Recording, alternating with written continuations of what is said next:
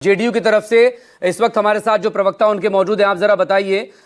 निहोरा प्रसाद यादव जी, आपको क्या नजर आ रहा है? जो काम 2003 में 2 साल के एक लंबे ड्यूरेशन में हुआ, वो 25 दिन में या 1 महीने में कैसे मुमकिन हो पाएगा? आप तो बिहार में ही बैठे हुए हैं और वहां पर अभी बाढ़ के हालात, मॉनसूनी सीजन में क्या ये मुमकिन है? नहीं, जो संवैधानिक प्रावधान है उसके अनुसार इलेक्शन कमीशन ने निर्णय लिया है। ये लगातार 13 वर्षों से देश में होता रहा है। दो बात की ओर हम कहना चाहते हैं। तेजस्वी यादव ने कहा कि पिछड़े दलित को वोट से वंचित करने की कोशिश की गई। मैं तो मुझको आश्चर्य लगता है कि जिस बिहार की सरकार ने पिछड़े दलितों के लिए खड़ी रही है, काम की है, वहां एक कह रहे हैं कि पिछड़े दलितों के वोट से वंचित किया जाएगा। जब पिछड़ों दलितों को वोट से वंचित किया जाएगा तो जदयू बैठा देखेगा थोड़े। इसलिए जो संवैधानिक प्रावधान है, कम से कम विश्वास करना चाहिए। एक दूसरी बात, मुझको अनुभव है कि जो भी सत्ता में रहे हैं, उस सत्ता के निर्णय, सत्ता से संबंधित जो भी संस्थाएं निर्णय लेती हैं, विपक्ष उसकी आलोचना करता ही रहा है। कांग्रेस की भी हम लोग आलोचना करते थे। आपको याद होगा कि कांग्रेस के सीबीआई के समय कोर्ट ने कहा कि ये तोता है। तो ये आलोचना विपक्ष का काम करना है। अब कहिएगा इतने कम समय में कैसे होगा? 2 महीना में तेलंगाना में जनगणना पूरा किया जा सकता है। और यहाँ तो बीएलए हर बूथ पर बैठा है, पार्टी का भी बैठा है, सरकार लेकिन जो जमीनी हकीकत, मेरे सहयोगी हो तो ऋषिकेश तो अभी दौरा करके आए हैं, डिटेल एक दे रहे हैं वहां पर। अरे उस पर मैं आता हूँ, मकसूद जी सुनिए तो। जहां तक ऋषिकेश भाई बोल रहे हैं कि सीमांचल और बाहरी इलाके में, तो बाहरी इलाके में भी जो बूथ हैं, उन बूथों पर पॉलिटिकल पार्टी ने भी बीएलए बनाया है और सरकार के तरफ से भी उन बूथों पर बीएलए बनाए गए हैं। तो उसकी रिपोर्ट आने पर तो स्वतः है कि बहुत कम समय में लगेगा। लेकिन जो 3 करोड़ लोग ऑफिशियली बाहर हैं, वो कैसे अपने आप को आइडेंटिफाई करेंगे?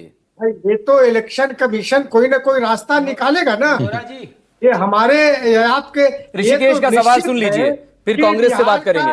निहोरा जी, ऋषिकेश कुछ पूछना चाह रहे हैं आपसे। नहीं रहेगा, ये मान कर चले। जो कंफ्यूजन फैलाने की कोशिश की जा रही है कि पिछड़ों, दलितों, मुसलमानों को वोट से वंचित करने की कोशिश है। मैं इतना जरूर कहूंगा कि बिहार का कोई भी व्यक्ति वोट से वंचित नहीं होगा। विपक्ष अनर्गल प्रलाप करते रहे, अनर्गल आरोप लगते रहे। कौन से निर्णय में विपक्ष आरोप नहीं? अरे निहोरा जी, एक सवाल का जवाब दीजिए, छोटा सवाल है। निहोरा जी, एक सवाल बताइए कि देखिए सहरसा, सुपौल, मधेपुरा, अररिया, ये सब तो जनता दल यूनाइटेड का गढ़ है। अभी बताइए कि जब 10 दिन में, 5 दिन में जब बाढ़ आ जाएगा, और जो पेट बोलते हैं, पेट का इलाका जो होता है, जहां 1, 2 नहीं 20, 25 या 35, 40, 45 गांव होते हैं, वहां पर जब आपके विधायक, आपके सांसद नहीं पहुंच पाते हैं पानी होने की वजह से, तो एक बीएलओ का अधिकारी कैसे उस गांव तक पहुंचेगा सर? और जब पूरा शेल्टर बन जाएगा, लोग शेल्टर लेना शुरू कर दिए, तो वो अपना कागज कैसे देगा? निहोरा जी, और पॉलिटिकल पार्टियों का कंसल्टेशन होता है ना कि पार्टी आए, क्योंकि पॉलिटिकल पार्टियों के लिए तो चुनाव आयोग स्क्रूटनी करता है कि वोटर लिस्ट में कौन अच्छा जुड़े, नहीं जुड़े, बोगस वोटर ना हो। तो लोग यही पूछ रहे हैं जी। ऋषिकेश जी, मैं एक बात याद दिलाता हूं आपको। जिस समय वोटर आईडी देश में बना और प्रकाशित होने के बाद बहुत सारे लोगों को नहीं बना था, तो लोगों ने कहा कि वोट से वंचित किए जा रहे हैं। क्या इलेक्शन कमीशन ने रास्ता निकाला? ये डेमोक्रेटिक कंट्री है ना। इतने डेमोक्रेटिक कंट्री में तुरंत ही चिंता बढ़ने लगती है लोगों को।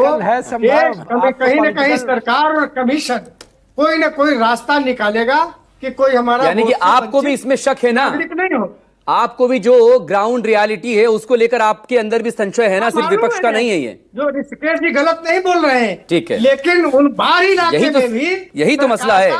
ठीक है, ज्योति कुमार सिंह साहब, ज्योति कुमार जी, जरा एक छोटी सी टिप्पणी ज्योति मेरी कुमार ले जी, लीजिए। पीएलए बने हुए पांडे जी आ रहा हूं मैं, प्लीज एक एक रिएक्शन पहला हो जाने दीजिए। एक छोटी सी इसी पर 10 सर, सेकंड आधे का। घंटे से मेरे साथ लोग जुड़े हुए हैं, प्लीज मैं आऊंगा आपके पास, आपको फिर से मौका मिलेगा। ज्योति कुमार जी, क्या ये महज माहौल बनाने की कोशिश है? बीजेपी कह रही है कि दरअसल हार से नतीजों से पहले ही आपको, चुनाव से पहले हार सता रही है। आपके नेता हरियाणा और महाराष्ट्र का लगातार जिक्र करके चुनाव आयोग की इस प्रोसेस पर सवाल उठाते हैं, लेकिन जब चुनाव आयोग इस पर बात करने के लिए उन्हें बुलाता है तो आप जाते नहीं हैं। जवाब दीजिए प्लीज। मकसूद जी, कल पटना में हमारे ऑल इंडिया कांग्रेस कमेटी के मीडिया कम्युनिकेशन के चेयरमैन पवन खेरा जी और तेजस्वी यादव जी और हमारे अलायंस के और पार्टनर एक प्रेस कॉन्फ्रेंस किया। उस प्रेस कॉन्फ्रेंस में तेजस्वी यादव जी ने भी बोला और हमारे चेयरमैन पवन खेरा जी ने बोला, और जो सवाल आप उठा रहे हैं उस प्रेस कॉन्फ्रेंस में पवन खेरा जी ने बड़ा विस्तार रूप से बताया कि किस तरह भारतीय जनता पार्टी और एनडीए के लोग से किस तरह दलितों और पिछड़ों और बिहार के वोटर पर कैसे डाका डालने का इनका षड्यंत्र अभी चलेगा। उन्होंने बताया कि जिस तरह गीदड़ किस तरह भागते हैं, जब डरते हैं तो शहर के भागते हैं, उसी तरह ये अपने हथियार के रूप में यूज करते हैं चुनाव आयोग को और ईडी और सीबीआई को। पवन खेरा जी ने बड़ा विस्तार से बताया।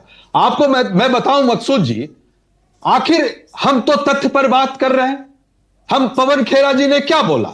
उन्होंने बोला कि आखिर आपको ये स्पेशल इंटेंसिव रिव्यू, आपको जब चुनाव आयोग ने खुद बोला था कि हमें 2 साल लग गए थे इसका करने में, तो आप 1 महीना और 2 महीना में आप कैसे कर लेंगे? और स्पेशल इंटेंसिव रिव्यू, ये जो रिव्यू जो 3 तरह के होते हैं, समरी रिव्यू होता है जो कि साल में एक बार चुनाव से पहले होता है, एक रूटीन रिव्यू होता है जो सालों भर होता है, और स्पेशल इंटेंसिव रिव्यू जो है वो बेसिकली मौजूदा लिस्ट को हटाकर नए लिस्ट को लाना होता है।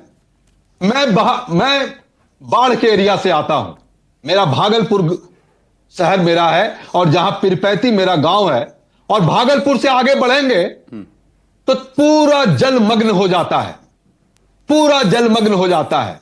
और आपको दूसरा रियलिटी बताऊं, अभी जो पटना में जो बैठे लोग, ये जो बात हम लोग कर रहे हैं, यहीं से बात फतुआ से के बाद पूरा जलमग्न होता है। गंगा और रोड दोनों पैरेलल चलती है, दोनों तरफ रोड के तरफ जो उसकी जो नदियां होती है, पानी आ जाता है। ठीक।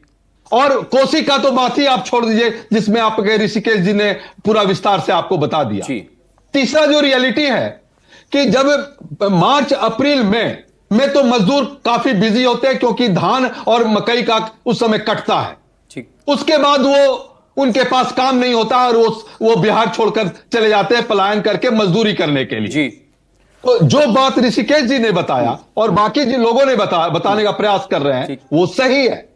और 1 महीना में आप 7.65 करोड़ वोटर को आप कैसे करेंगे, जब आप चुनाव आयोग ने खुद बोला था कि 2 साल लगे हमें उसको करने में।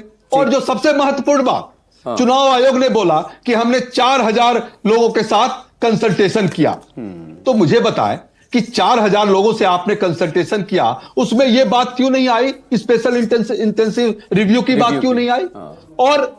और इसके पहले अभी 3 महीना पहले तो हमने समरी रिव्यू किया था, तो आप उसके साथ उस समय क्यों नहीं कराया?